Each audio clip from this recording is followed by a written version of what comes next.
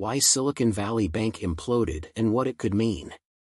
Silicon Valley Bank imploded with bewildering speed on Friday. Now, investors are concerned about the possibility that its demise will set off a larger banking collapse. SVB's demise continues to reverberate across global financial markets, despite the fact that the federal government of the United States has intervened to guarantee customer deposits. Additionally, the government has guaranteed the deposits of Signature Bank, a regional bank that was on the verge of failure. U.S. President Joe Biden told Americans on Monday that they can rest assured that our banking system is safe, adding that this is a sign of how seriously officials are taking the SVB failure. In addition to all of this, we will do whatever is necessary. This is the thing you really want to realize about the greatest U.S. bank disappointment since the worldwide monetary emergency. How does Silicon Valley Bank work? Silicon Valley Bank, which was founded in 1983, was the 16th largest commercial bank in the United States prior to its demise. It gave banking administrations to almost 50% of all U.S. venture-upheld innovation and life science organizations. Additionally, it operates in Denmark, Germany, Ireland, Israel, Sweden, Canada, China, Denmark, and the United Kingdom. Due to extremely low borrowing costs and a surge in demand for digital services brought on by the pandemic, SVB greatly benefited from the tech sector's explosive growth in recent years. According to financial statements, the bank's assets, which include loans, more than tripled from $71 billion at the end of 2019 to $220 billion at the end of March 2022. Over the course of that time, as thousands of tech startups parked their cash at the lender, deposits soared from $62 billion to $198 billion. Its global workforce nearly doubled. Why did it break apart? After a frantic 48 hours in which customers yanked deposits from the lender in a typical run on the bank, SVB collapsed abruptly. However, the cause of its demise dates back a few years. SVB invested billions in U.S. government bonds during the time when interest rates were close to zero, like many other banks. As the Federal Reserve aggressively increased interest rates to tame inflation, what appeared to be a secure wager quickly fell apart. Since bond prices fall when interest rates rise, SVB's bond portfolio lost value as a result of the rate increase. According to Reuters, the portfolio's weekly return of 1.79% was significantly lower than the 3.9% yield on the 10-year Treasury.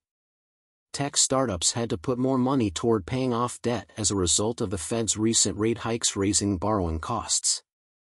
They were having trouble obtaining fresh venture capital funding at the same time. In order to fund their operations and expansion, businesses were compelled to use deposits held by SVB. What started the run on the banks? Although SVB's issues can be attributed to its earlier investment decisions, the lender's announcement on Wednesday that it had sold a number of securities at a loss and would sell $2.25 billion in new shares to close the gap in its finances sparked the run on the bank. Customers were in a state of panic as a result, and a large number of them withdrew their funds. As investors began to fear a repeat of the global financial crisis that occurred a decade and a half ago, the bank's stock dropped by 60% on Thursday and dragged other bank shares with it. SVB had given up on trying to raise capital or find a buyer by the time Friday morning rolled around. The bank was shut down by California regulators and placed under receivership by the Federal Deposit Insurance Corporation. Receivership typically entails liquidating the bank's assets to repay depositors and creditors. How about investors and depositors? U.S. controllers said Sunday that they would insure all SVB client stores. The move aims to stop more bank runs and assist tech companies in continuing to pay their employees and fund their operations. However, investors in the company's bonds and stock will not be protected because the intervention does not amount to a bailout similar to that of 2008. In an interview with CBS on Sunday, Treasury Secretary Janet Yellen stated, "Let me be clear that during the financial crisis, there were investors and owners of systemic large banks that were bailed out, and the reforms that have been put in place mean that we're not going to do that again. However, we are focused on attempting to meet their needs because we are concerned about depositors. Is this going to set off a bank crisis? There are now a few indications of stress at different banks. After the shares of First Republic Bank, FRC, and PacWest Bancorp, PACW, plunged by 65% and 52%, respectively, trading was temporarily halted on Monday. At 11:30 a.m. Eastern Time on Monday, Charles Schwab, SCHW, stock was down 7%. In morning trade, the benchmark Stocks Europe 600 Banks Index, which tracks 42 major EU and UK banks, experienced its largest drop since March. The troubled Swiss banking giant Credit Suisse's shares were down 9%.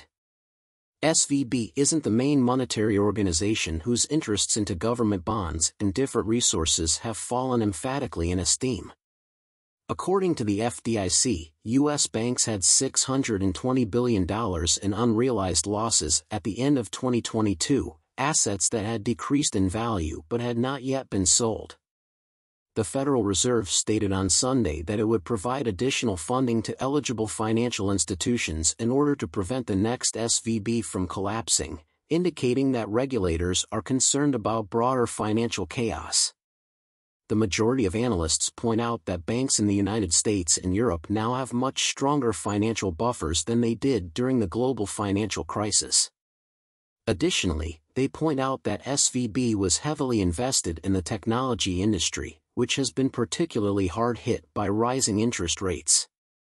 M&G Investments research analysts David Covey, Adrian Seegi, and Jamin Shah wrote in a blog post on Monday, while SVB is a major failure, it, and other niche players like Signature are quite unique in the broader banking world. They made their observations regarding the topic.